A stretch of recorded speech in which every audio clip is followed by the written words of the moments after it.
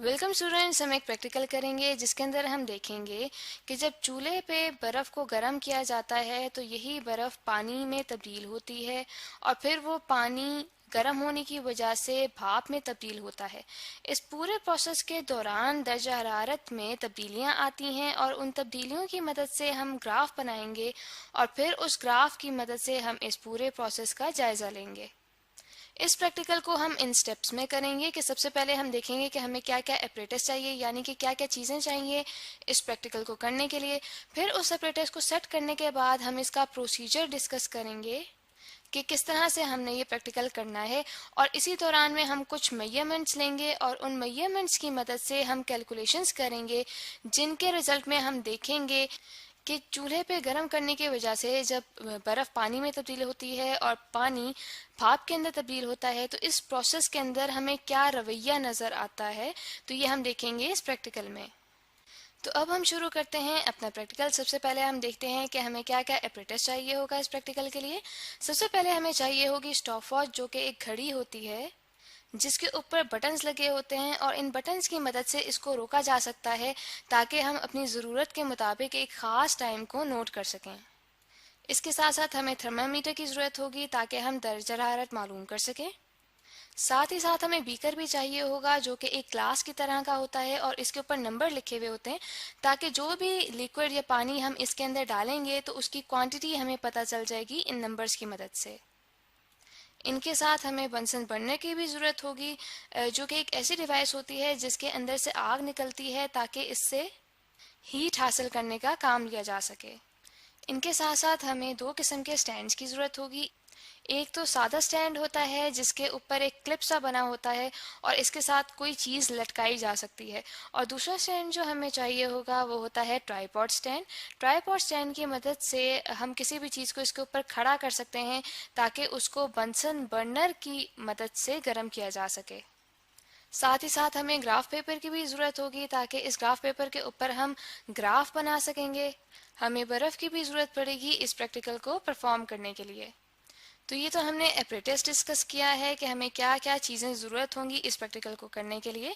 अब हम अपना प्रैक्टिकल स्टार्ट करेंगे। तो यहाँ पे हम इस डायग्राम में देख सकते हैं कि हम बीकर लेंगे, उस बीकर के अंदर हम बर्फ़ को रखेंगे और फिर इस बर्फ़ के अंदर हम थर्मामीटर को इस तरह से रखेंगे कि वो एक जगह पे फिक्स हो जाए, जिसे हम कहेंगे कि वो उसका लोअर फिक्स्ड पॉइंट है। फिर इसी बीकर को उठा के हम ट्राइपॉड स्टैंड के ऊपर रखेंगे, ठीक है, और थर्मामीटर को अब हम फिक्स करेंगे स्टैंड की मदद से, यानी कि उसको एक ऐसी जगह पे फिक्स कर देंगे जहां से वो हिलेगा नहीं, और इस पॉइंट को हम कहेंगे अपर फिक्स्ड पॉइंट। अब ट्राइपॉड स्टैंड के नीचे हम बंसन बर्नर को रखेंगे जिसकी मदद से जब आग जलेगी तो जो बर्फ़ हमने रखी थी इस बीकर के अंदर उसको हीट फराहम होगी। जब हमने बंसन बर्नर को स्टार्ट किया तो उसके साथ ही हम स्टॉप वॉच को स्टार्ट कर देंगे ताकि इसके अंदर टाइम नोट होना शुरू हो जाए। अब हम नोट करते जाएंगे कि जैसे जैसे टाइम बढ़ता जा रहा है वैसे वैसे जो दर्जा हरारत है उसके अंदर क्या क्या तब्दीलियां आ रही हैं, और ये सब कुछ हम नोट करेंगे एक टेबल के अंदर। वो टेबल आप यहाँ पे देख सकते हैं कि हमारे पास टेबल मौजूद है जिसके अंदर कुछ कॉलम्स हैं, जिनमें जो एक कॉलम है उनके अंदर हम लिखेंगे टाइम इन मिनट्स और जो दूसरा कॉलम है वो है टेम्परेचर का, और जो कि हम नोट करेंगे डिग्री सेंटीग्रेड में।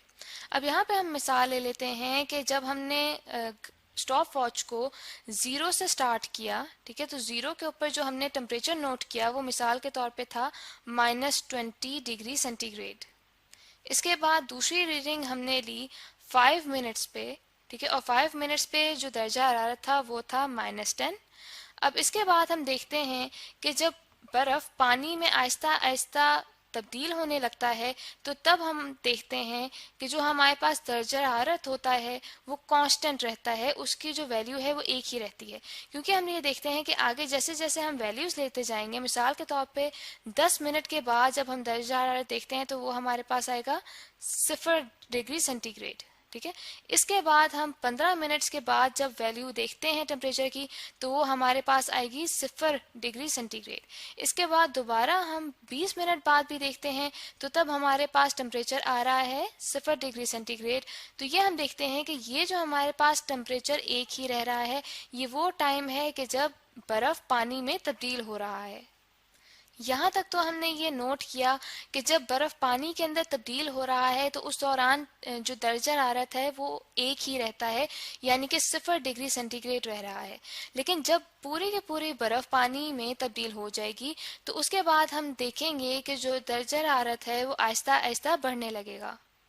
आगे की रीडिंग्स हम यहाँ पे लिखते जाते हैं कि मिसाल के तौर पे 25 मिनट बाद जब हमने टेम्परेचर अब नोट डाउन किया, तो वो हमारे पास अब आ रहा है 10 डिग्री सेंटीग्रेड। यानी कि इस पॉइंट पे हमारे पास जो पूरी बर्फ़ है वो पानी में तब्दील हो चुकी है। मिसाल के तौर पे 30 मिनट्स के बाद जब हमने नोट किया, तो हमारे पास जो टेम्परेचर है वो है 20 डिग्री सेंटीग्रेड। 35 मिनट्स के बाद आ रहा है 30 डिग्री सेंटीग्रेड टेम्परेचर। 40 मिनट्स के बाद आ रहा है 40 डिग्री सेंटीग्रेड टेम्परेचर। इसके बाद 45 मिनट्स के बाद आ रहा है हमारे पास 50 डिग्री सेंटीग्रेड।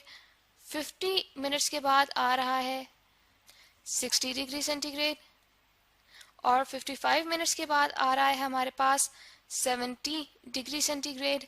इसी तरह से 60 मिनट्स के बाद आ रहा है 80 डिग्री सेंटीग्रेड। 65 मिनट्स के बाद आ रहा है 90 डिग्री सेंटीग्रेड।